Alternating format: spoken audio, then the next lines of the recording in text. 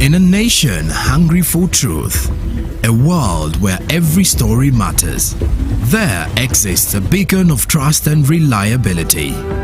For decades, they've been our voice and our window to the world, holding the mirror of our history. With 4 TV stations and 11 radio channels spanning 27 languages, they stand as guardians of information, defenders of truth. With Mascari Heritage Advantage, they uphold every citizen's right to reliable and free information. Their archive stories shaped our past and illuminate our present. Yet now, as new challenges arise and the world evolves, their mission faces its greatest test yet. Be part of our journey and let's navigate the unknown, uncover the untold, and safeguard our future together. Tune into your public broadcaster, for it is the intersection of trust and truth. Because to UBC, your story, and every voice matters. UBC, inspiring Uganda. Live from UBC Studios in Kampala, this is Good Morning Uganda.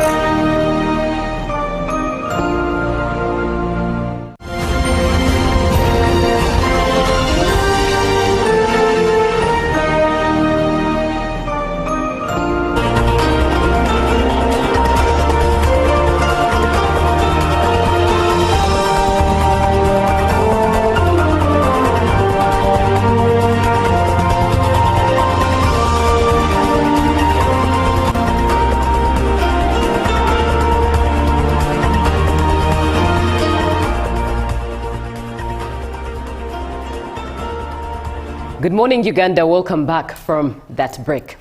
It's time for the agenda, and on the agenda this morning we are looking at the aftermath, reflecting on the LC1 elections that were concluded from last week, and looking at how they were, maybe benchmarking, you could say, from Kasanda district, how things were. But of course, be part of the conversation, because you're not only from you're not the only one from rather the only ones from Kasanda district are not the ones watching.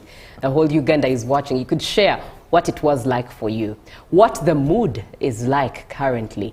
Did your candidate win? Was it peaceful? Was it chaotic? Are you amongst the 1,135 villagers that have not yet voted or failed to vote at that time because of disruptions? Let's interact and let's chew in on this conversation while we learn and relearn. My name is Julie F. Nantaba, and I am with Nalongo Phoebe Namulindwa, who is the RDC of Kasanda District. It's a pleasure having you this morning. Always a pleasure. Thank you very much, Julie. Right. Good morning, UBC, and greetings to peace-loving Ugandans, especially the resilient people in Kasanda District. Yes. How was the exercise, the LC1 election exercise for the residents of Kasanda district? Yeah, following the national-wide local council elections, generally these were conducted successfully, and I think this was done on the 28th of July. That's when we had our elections, and I want to thank and commend all Ugandans, those that turned up in big numbers, those that participated in the election, because when you look at the LC1 elections, it's been quite a long time. Since 2018. Yes. So this time round, having people queue up, having people come up to be able to queue or line behind their candidates, the candidates of their choice, I want to commend everyone for what they did. How many villages in Kasanda district participated? We had, there were generally, I have 569 villages, and most of them participated, though we have a backlog of some. Yes, we have some residue that was left behind, and good enough, the Electoral Commission has guided on when these elections are going to be conducted. So my appeal is to those where the elections were not conducted, please be vigilant. I want you to stay calm and ensure that we guarantee that you will have you will elect your leaders at that particular time. Right. So we just request that whatever happened that led to the cancellation or failure of the elections to be conducted at the time when they're supposed to be conducted, we apologize, but then we also encourage our citizens to remain steadfast, to remain vigilant, and also to remain calm, because we are in charge and we shall ensure that you have the elections, and those elections will be conducted and you'll vote your leaders as need be. Right. Yes. Elections for LC2 are 10th August, which is next week.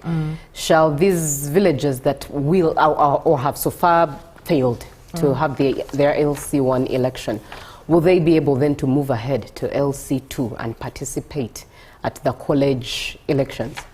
I think they will, only that the time that was allocated to us, just if I may check, because Electoral Commission guided on when we are going to have these other elections, and these particular positions, these positions failed. And they told us, they guided, because I talked to our DR, who is the registrar, and she told me that the voter registration shall be conducted on the 29th and 30th of July. Yeah, and then elections of the affected areas shall be held on the 31st of July. That was the time. That's the time she told us. So meaning that around that time, most of the positions, almost all the positions would be filled. So by the time we go into our LC2, what I know is that we are currently, the nominations were done. Yes. People, those that want, or those that think of aspiring, they went and expressed their interest in this particular for the LC position. Yeah, we got a few challenges. I got a few phone calls from some villages where, of course, you would expect some people don't want to follow the regulations, and some of them ride on the fact that they think that the population does not know what they're supposed to do. Yes. So you find that some of them are faulting what they're supposed to be, because for you to be able to participate in the LC2 election, it is kind of like an electoral college. Colleges. Yes, you must be a member of the committee that was constituted at the LC1. Okay, those members. So within those members, those are the ones that are pushed. So if I have a parish that has 8 villages, okay, so meaning that all the members, elected members that are in the various LCs, candidates come from those. We don't welcome anyone who is coming from outside the electoral college. So we've been having people that have been somehow sneaking in people into the the LC1 committees, those that are not in those respective villages. Find that someone is not within the register of that particular village, but then goes and registers in a different village, and then somehow they're coming in, they're being fronted to become the LC2 chairperson. So we've intervened, and I've also liaised with the DR and also those that are in charge of the sub-county registrars, and we are vigilant. So I want to thank the residents of Kasanda, because it's from what we got, I've realized that most of them are interested in electing their leaders. Right from the previous election, we had with the president and then also the MPs, and now the LC ones. Most of them have really, you realize that people really want to vote. People are tired of people that are not working. People are tired of leaders that are greedy and think about themselves. Because we've been having quite a number of challenges, especially with this old leadership. Because you find that most of them have been, they don't know their roles, and most of them got into these positions, but they were not oriented to find out what specifically am I supposed to do, what is my mandate as an LC chairperson. So my encouragement is that this time round, I request government to be able to take it up. And I think that is under the docket of Honorable Balam, the minister, that is local government. We encourage that money is sourced so that we have these leaders oriented. Because us who are in the districts, the LC1 chairpersons are very important, because number one, they're the presidents of the areas. What I do at the district is what the LC chairperson is supposed to do at the village level. Number one, who is the chair of the security committee. Security committee, he's supposed to chair, he's supposed to hold those security meetings with the community, and they be able to decide on what issues they have and also find solutions. Okay, and when he doesn't find solutions, when he realizes he has issues that he cannot handle, then he's supposed to castigate it up to the LC2, LC3, because all those ones also supposed to hold security meetings at that, rather in their areas of jurisdiction. And once it goes to the LC3, then the councillors can also help us, the area councillors, I beg your pardon, or the district councillors can also help us castigate it up to what? To the district council, and also push it up to the LC5, and also the what? Eventually it gets to the district security committee. Right. So they are very important. And also issues of monitoring government programs, being that they're at the village level, schools, government programs, MEOGA, PDM, those things happen in the community. So we would expect them that if they are not oriented, then they will not know that they're actually very important people. They are eyes and ears of government. Every government program rotates around the LC1. LC1s help us in profiling the residents they have. This time round, you know very well, those of you that, all those of us that rent, before you get into an LC, okay, especially now those of you who are in urban areas, you must have a letter introducing you to that particular LC for you to be able, for someone to be able to know where you're coming from, and then also where you're going. So though this is not done, and it's unfortunate that the president always pushes us into getting to know who your neighbor is, because in a way that is also helping us in terms of being vigilant and fighting crime. But unfortunately, most of those that own rental homes and houses, normally they don't want to inform their local councils. In fact, therein, allow me to interject. I wanted to ask how you think RDCs can actually make this happen, because you notice many people leave villages to other villages, and they're not given letters of introduction.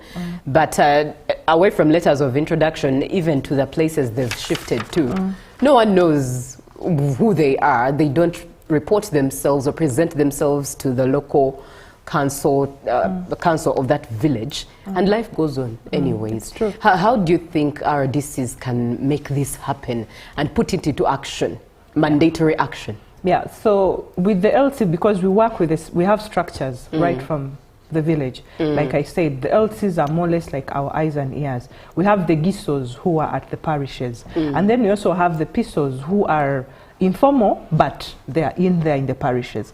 So in a way, we try to talk to them, also letting them know about what they're supposed to do.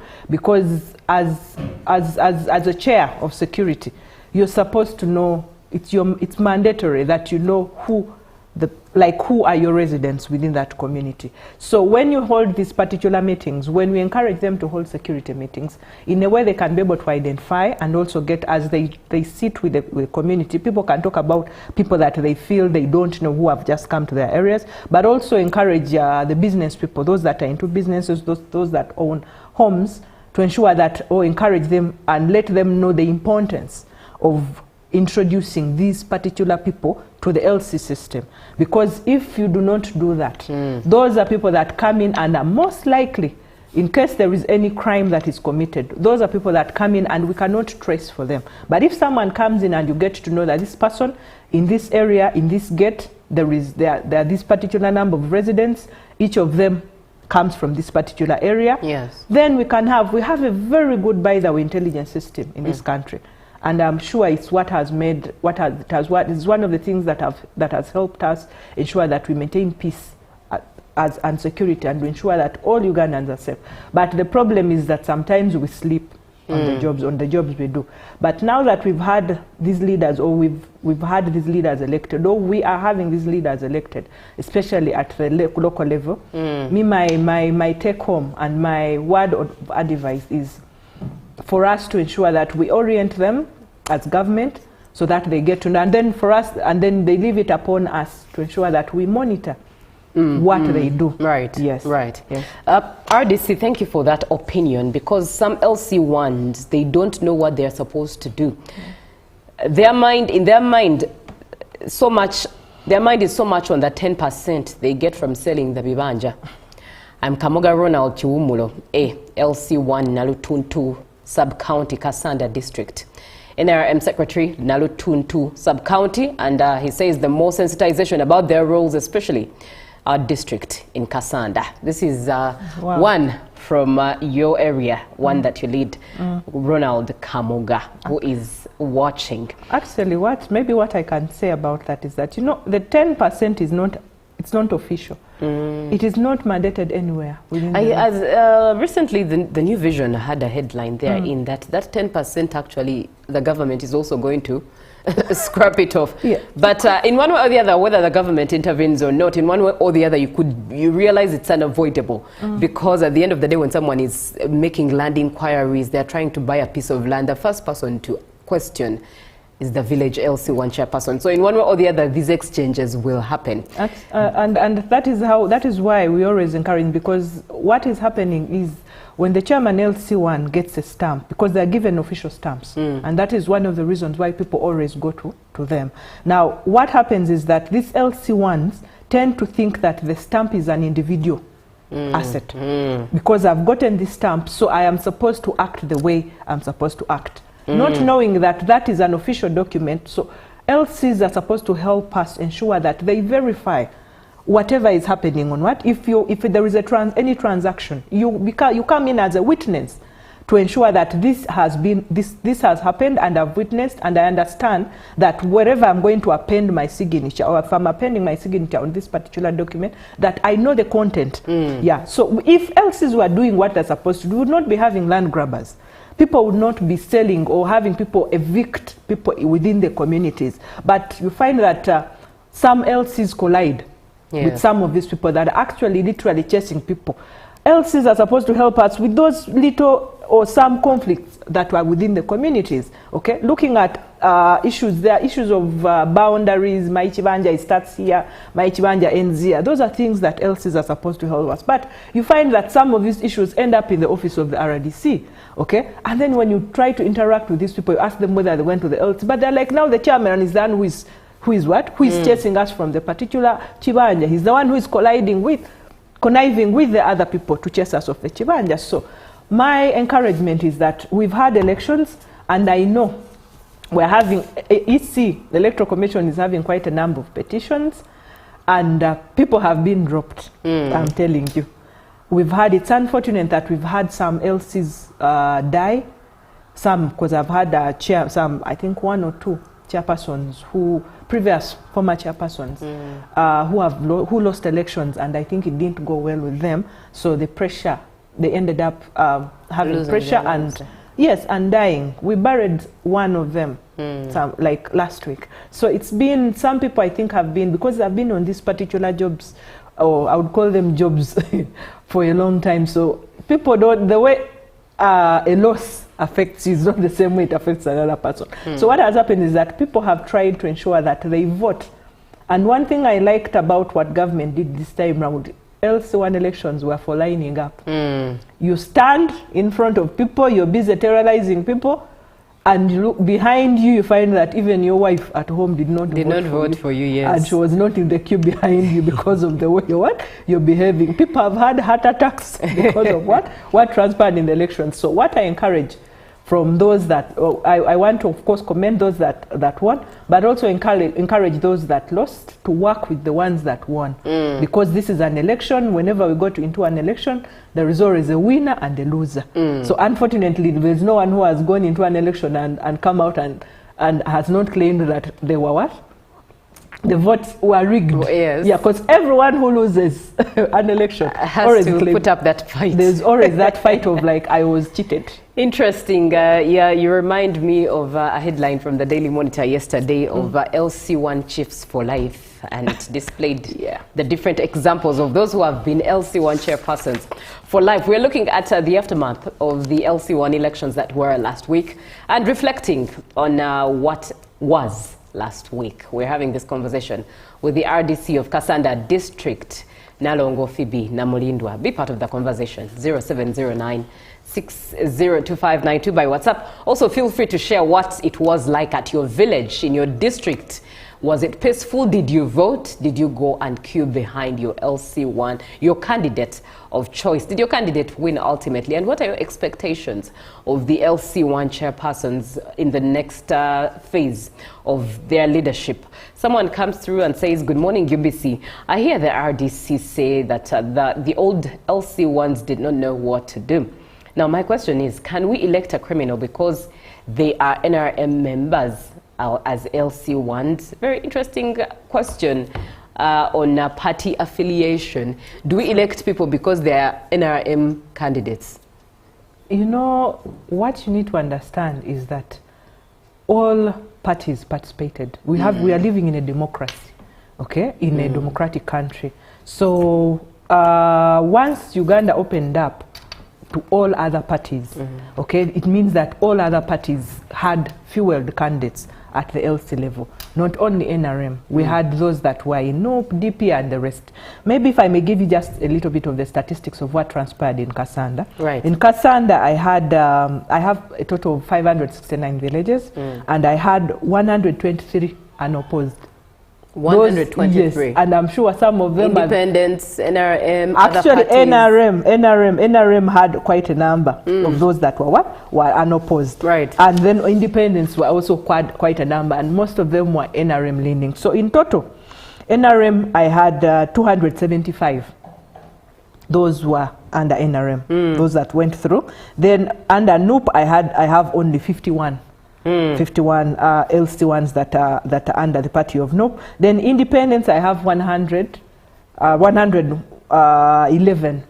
Yes, and then I also have independents that are those that were unopposed were like 5 out of the total number. Then I also have those villages that were pending. So generally, our performance was very good, and majority of the local leadership were voted under the NRM structure. So looking at the question, what she has asked, it is more or less like for a particular candidate to be affiliated to a certain party, and then they come. So it's not only about NRM, it's your choice for you to vote whichever leader you feel that subscribe to whatever they believe in. If a leader has a vision that you feel that you can follow, then you vote them. Not necessarily because they are NRM, or you vote because you have something you like about this particular person. And their ability to serve you. Yes.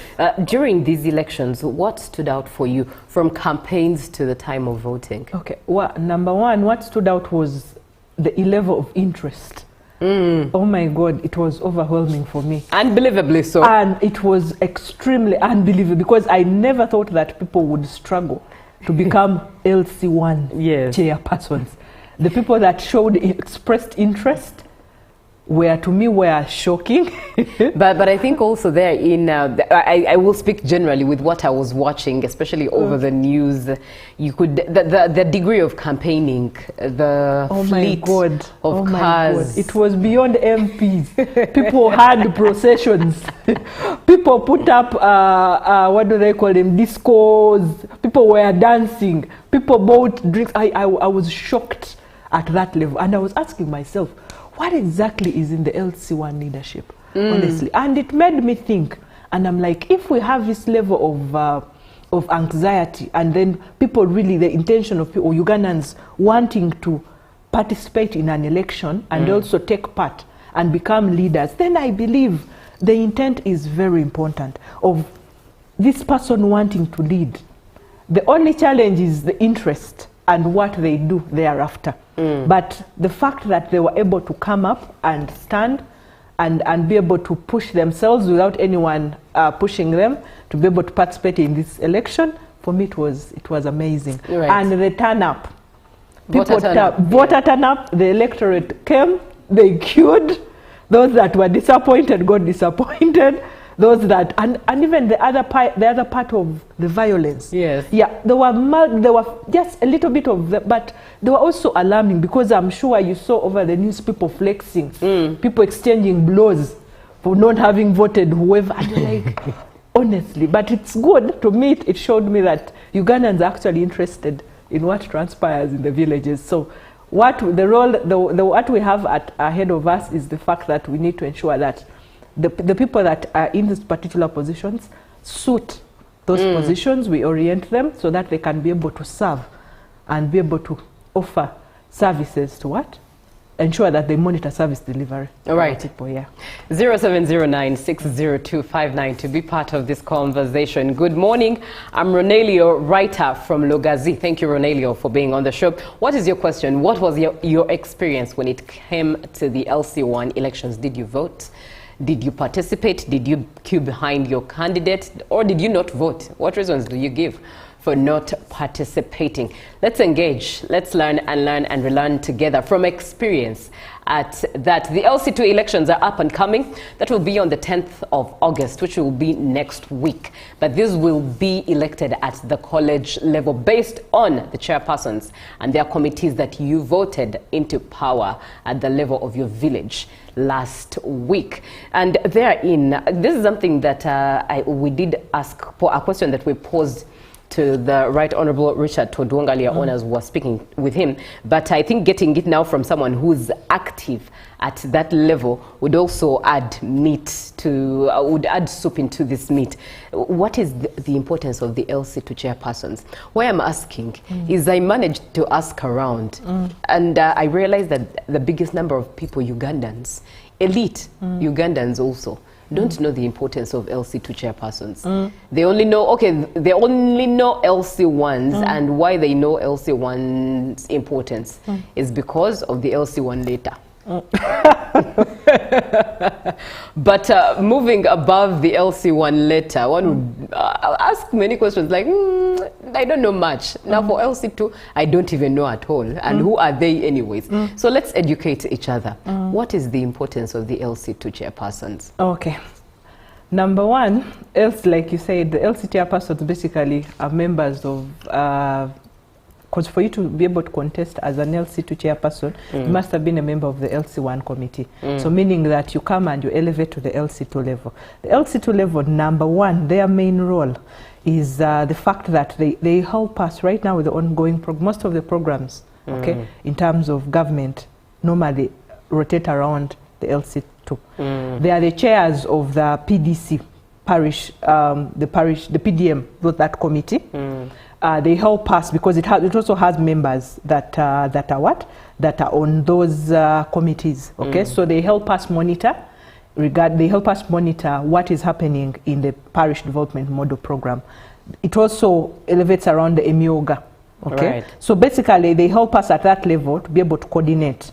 Then these ones also help us bring together the chairpersons of all the other villages, because they are basically, they chair the LC system, you get. So meaning that all the chairpersons, if I have a parish that has, like the example I gave, if I have a parish that has 8 members, so meaning that all their chairperson of the LC, of all the other LC ones, is the chairman LC what? LC2. So meaning that they're extremely important in our structures. Then they also help us supervise, guide and coordinate village leaders. So all the leaders within the villages are coordinated by the chairman, LC2. Then also they help us, they are linked between the LCs and the sub-county, the LC ones, they are linked because remember they are the parish, and at number one we have the villages, then we have the parishes, and then we have the sub-counties. So the LC2 structure is the link between the village chairman LC1s and the chairman LC3 sub-counties. So they help us connect these three. So if issues are, if the LC1 system failed to handle any issues that are at that level, they are pushed to the LC2 chairperson. And if the issue is not handled by the LC2 chairperson, then it is pushed to the LC3, and then later on it will be cascaded from the LC3, it will be pushed to the district, and then they'll try to find solutions. Because at the LC3 sub-county, rather the LC3 leadership, we have the parish councillors, and also from there we get the what? The district councillors that help us be able to, because they are members of the LC3 committee. So meaning that they help us also take information to the what? To the council. So when you look at also the issues of law and order, they help us, of course, they also help us maintain security because also they're also chairpersons at the parishes, so meaning that they help us ensure that all our villages are safe. And then also going to issues of mobilization, these ones help us mobilize people, because remember I said they have that element of coordinating all the villages. So they help us coordinate all villages, and also encourage people to participate in government programs, like I said, the PDM, EMIOGA, immunization, education, agriculture, and also they keep and update parish registers for PDM beneficiaries, also vulnerable communities and persons, etc. Then under the judicial or conflict resolution, these ones help us handle disputes, like I said, those that the LC1 fails to handle, because they act as they also act as an appellate for court for village cases. Okay. Then they also help us arbitrate land, family, community conflicts before they go to the sub-county, like I said, and then they promote reconciliation at parish level. So they basically do a lot of things. They sensitize the communities and so many other things. Right. Yeah. Very profound at that. Someone comes through and shares their experience. I voted by queuing. My candidate, Vicky Adongo, won. My locality, Etam Amolata, 3 women won to retain their seats. Tough contest with men. It's unfortunate that men and some women still despise women folks with ungodly and unholy dirty language, refining or maybe referring to women. Oh dear. Referring to women as prostitutes. Above all, it was peaceful except one case which drew the attention of the cops. Good morning, UBC, and thank you to Julia and the RDC Kasanda. This is Sarah, who shares her experience in line with women participating in general politics and society or men stereotyping them as a campaign, we would call it campaign trashing, with titles such as prostitutes and naming and labeling. That is sad indeed, rather sad. It's very unfortunate, but I want to commend all the women out there that came out to stand and be able to contest as LC1s. I have quite a number of them that went through and quite a number of those that retained. It's very unfortunate. You know, as women, we are faced with quite a number of challenges, especially us who are in leadership positions. Like I love the fact that Sarah came in to share her experience, but there are very many women out there that are actually, you know, you're vulnerable, I would say. Yeah, because I would give an example of now myself as an RDC of Kasanda. I also didn't find it so well. Things didn't go so well, especially with the concluded elections we had of the member of parliament. I was called names. People attacked me to the extent that they even went to the extent of attacking my family. You get it? But there are things that you endure as a woman in positions of power, because there are things you expect, but we need to be protected and respected. Because we find that if someone cannot be able to prove that Namulindwa has done this, because they have failed to find you in issues that are undermining or issues that are compromising, so they go below the belt and attack you as a woman.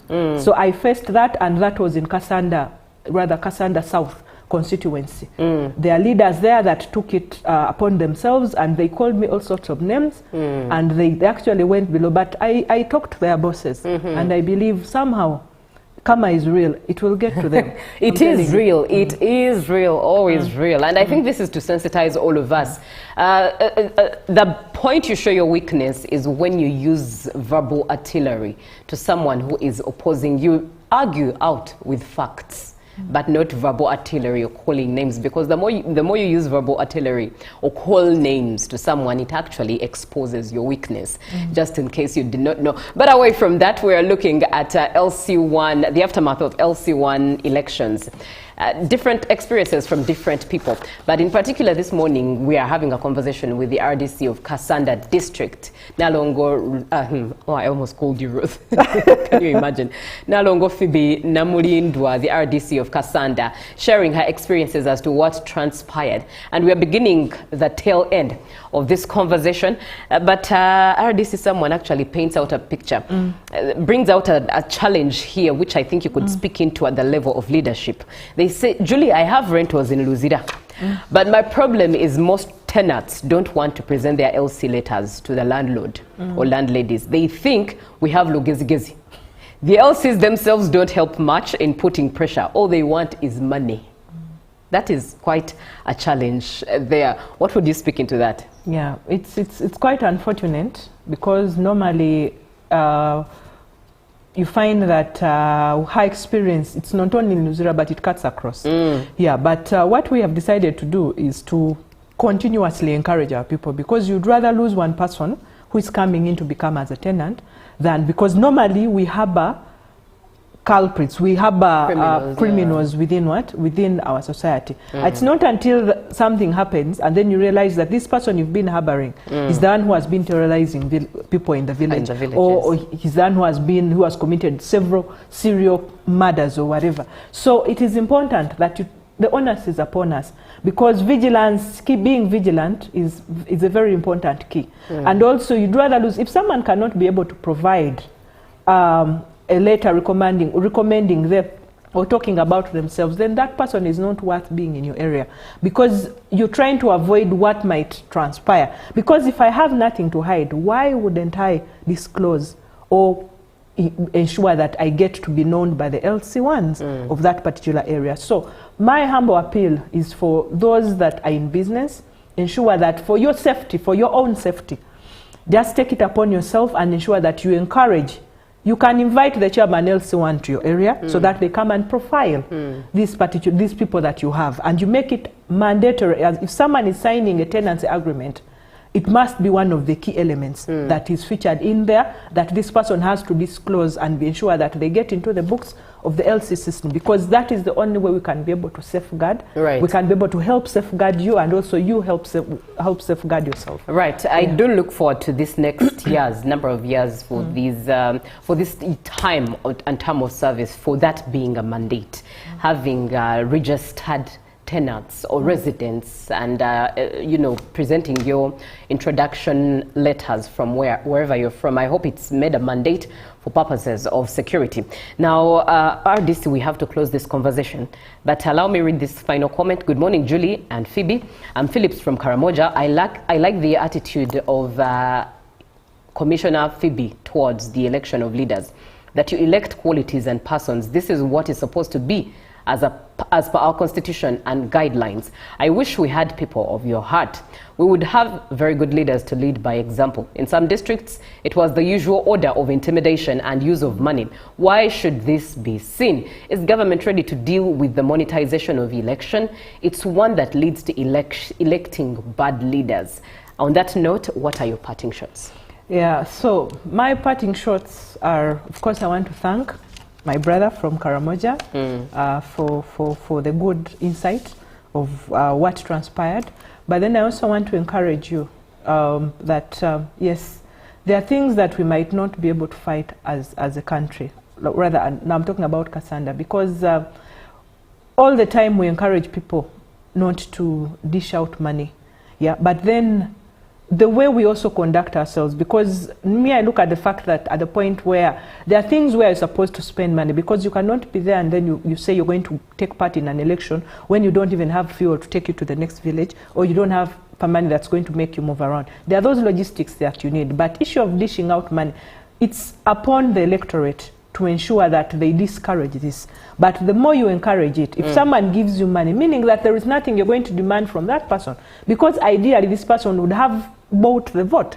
So at the end of the day, when we start asking for accountability, these people will not be accountable to us, because they know that they gave you money, they gave you something tangible, okay? You traded, basically. It was barter trade. You give me this, I give you this. So if now that I've got into this position, then there is nothing you're going to what? You're going to ask of me. So it starts with you and me doing the right thing. Government cannot be able to do it, because government is you and I. So my parting shots is that the LC1, now that we are done with the LC1 elections, I want us now to focus on service delivery. You're seeing a lot of things that are happening. a lot of revelation that is happening in terms of accountability, in terms of transparency, in terms of what needs to be done. I want to encourage everyone, take part in government programs that are ongoing, the leaders that are there, ensure that you get to, first of all, be able to understand what your roles are, what your mandate is. Don't overstep. Don't be this particular local leader who is going to be swayed, who is going to encourage oppression of what? Of your people. Make sure that you inform us of everything. You must be knowing the number of your RDC. You must be knowing the number of your immediate supervisors, because that's the only way we can be able to have that level of intelligence, be able to gather information, and also be able to do what we're supposed to do as what? As leaders. So I encourage all of you, and thank you so much for taking part, but also get to know that Uganda is for all of us. And it begins with you doing the right thing at the right time. All right. Yeah. Very profound concluding mark there in RDC of Kasanda District, Phoebe Namulindwa Nalongo. She's been speaking with us this morning. Up next is Ruben with the sports update for God and my country. Good morning.